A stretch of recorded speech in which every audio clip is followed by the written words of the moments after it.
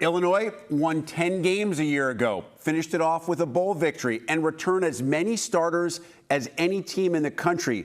That's why the Illini are ranked number 12 preseason. That is the second highest AP preseason ranking for this program in some 35 years. We are thrilled to welcome in Illini head coach Bret Bielema for today's big interview. Bret, you know all about these expectations and how excited the nation is to see your team. I want to focus locally. What's the excitement level right now for your team on campus in the Champaign area heading into Friday's opener? Well, I think everybody's very excited. It's kind of new to Champaign, to be honest. We've had flashes of some success, but when I talked to Josh Whitman, our AD, who literally played here, graduated from here, and is now our athletic director, we talked about building something that was sustainable success, and hopefully this year is a step in that direction. Bret, there's no question. The guys know you're monster favorites on Friday night. That's just a fact of the matter. When you head into a game like this, you still have to execute. You guys will assess what you're doing, not what Western Illinois is doing. So from a coaching staff perspective, what do you want to get out of Friday night? I think the big thing for us is for us to be us, right? So I talked to our guys a lot about building a routine this week to get ready for this game. It's a Friday night game, but we'll label it as a Saturday game, right? Today is the day before the game, so even though it's a Thursday, we're talking like it's a Friday. Just kind of building that routine for us. And then I think the big thing for us, we want to be able to go out and execute. Western Illinois went to Northern Illinois last year, and I believe their second drive took it right down the field. So they're not a newcomer to this environment. Their head coach is a very accomplished offensive guy, and as a head coach, I know he's built this program into something special. So respect all, fear none, and I think the best thing for our guys is to kind of do what they do and see how things play out Friday night. Hey, regardless of the opponent, always helps to have an experienced veteran under center, and that's what you have in quarterback Luke Altmaier. But, Bret, when we came and visited you for practice a couple of weeks ago, I was really blown away by Luke. He was chatting with Yogi Roth and said, listen, I'm the same player physically that I was a couple of years ago. The biggest difference is everything that is above my neck and how I handle myself mentally. How have you seen Luke evolve in that regard? You know, Rick, I would say that's probably been the biggest thing that I've witnessed, and I see it every day on the practice field, but also in our building. His intentional leadership. He's a very direct player. He does a lot of one-on-one conversations, and with that being said, on the field, right, when he speaks, everybody listens, and I think that's a great testament to just him being who he is every day. He's a very faith-driven player who on the football field is as good at football like you as I've ever been around. He just understands the game. He understands it before it's happening, and I'm really excited to see his senior year and play out. As for the guys in front of him and behind him, on the O-line, you have a ton of experienced guys who have taken a lot of snaps at Illinois specifically. But behind him, you have a deep but somewhat inexperienced running back room. What do you hope to get out of the run game on Friday night, and how much of a litmus test can this be in terms of what that group can give you? You know, when I first came here, my opening press conference, we talked about building this program from the state of Illinois. And you know, the guy snapping the ball, Josh Kreutz, he's been playing center since birth. And I'm very excited to have him direct our offensive line and kind of put himself in a position to be good. But then behind him, we have two guys, Caden Fagan and Aiden Lawfrey, who are both probably about 20 minutes from our campus, 30 minutes growing up, and just really excited to see him and those guys kind of make that running game go on Friday night, and hopefully as a testament to up front, we have 4 of our 5 starters are from the state of Illinois, so we really like the ground and the base of what we are.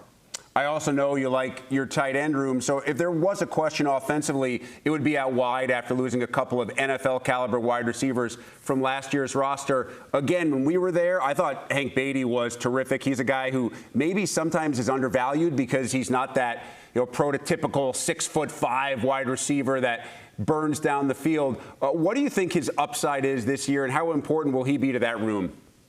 Again, another local kid. He's from Rochester, Illinois, which is about an hour away from our campus. Has grown up being an Illinois fan, and now he's living it. Incredibly blessed with hands, understanding of the game. I do think he can run faster than most people think, so I'm really excited to see Hank get to it. I like the balance that he has. Colin Dixon, another accomplished player in our program. Those two guys in the wide receiver room have really been a staple for us through spring and fall. Have some guys, Malik Elzy, another Chicago kid from Simeon, a couple other guys from new transfer additions, Kappa Jones. There's a lot of guys in that room. It may not be the namesakes right now, but I think by the end of the year, they'll be well known. Bret, I want to transition defensively. Everybody, I think, at this point knows about Gabe Jacas and what he can do on the field.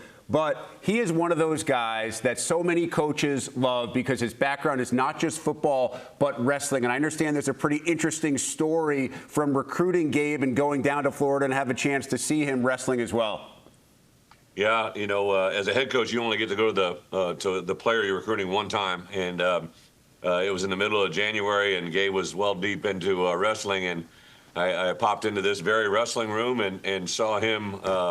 I think there were 3 grown men, adults, one of them his brother and his wrestling coaches that were taking him on for about an hour straight. I swear it was about 100 degrees, 120 degrees in there. And I watched this guy do it for about 10 minutes. I had to bail out of there. It was so hot. But his work ethic, his mentality, it's probably what's transcended into him being the player he is. He really knows how to use his hands, stays on his feet. He gets involved in little individual battles, and the hand control, it's really impressive. Not just a heck of a player, had a chance to meet him, a heck of a young man, and really close to his family and especially his mom. We have some great video here. We're going to watch and listen to this together as Gabe is calling his mom to let her know that he was elected a team captain for 2025. Come on, Mom, don't disappoint. What's up? What's up, Mommy? What's up, darling? Nothing much. Everything okay? Everything good. I got some good news. What? I just got elected captain. Oh my God! I'm so proud of you. Yeah. Oh my God. Oh, thank you, thank you. Coach B just told everybody in front of the team. Oh. Yeah. I'm so happy for you, darling. Oh. Captain Gabriel, I can't Yeah. It's kind of surreal. Oh, Bret, Captain Gabriel, how great is that? Well, if you knew Gabe's mom, Gabe's obviously a really accomplished football player for his football skills and his ability to play the game. But his mom, Paula, has been an absolute rock since I've met her. She is, if I could clone her and send her to every home, she's been awesome. That Captain Gabriel, when they told me they're going to film our guys being elected captain, I knew that she wouldn't disappoint. Captain Gabriel, the accent, she's an amazing woman, and it's part of the reason and major reason why Gabe is who he is today.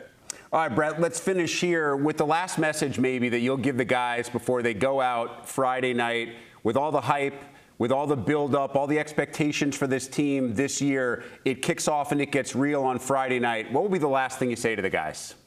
Rick, without a doubt, the part that's unique to college football, it's an absolutely awesome experience that we're going through right now. But our year it molds into these 12 guaranteed opportunities. We have 12 opportunities over the next 14 weeks to prove what we do. We have a lot of really good football teams, and it starts this weekend, a home sellout here at the University of Illinois. First time we've had season tickets sold out in over 20 years. So a lot of excitement, but no tackle, turnover, or touchdown from last year carries into this year. Let's go out and prove what we are this week. Let's go out Friday night and prove who we want to be, and let that thing play one game at a time.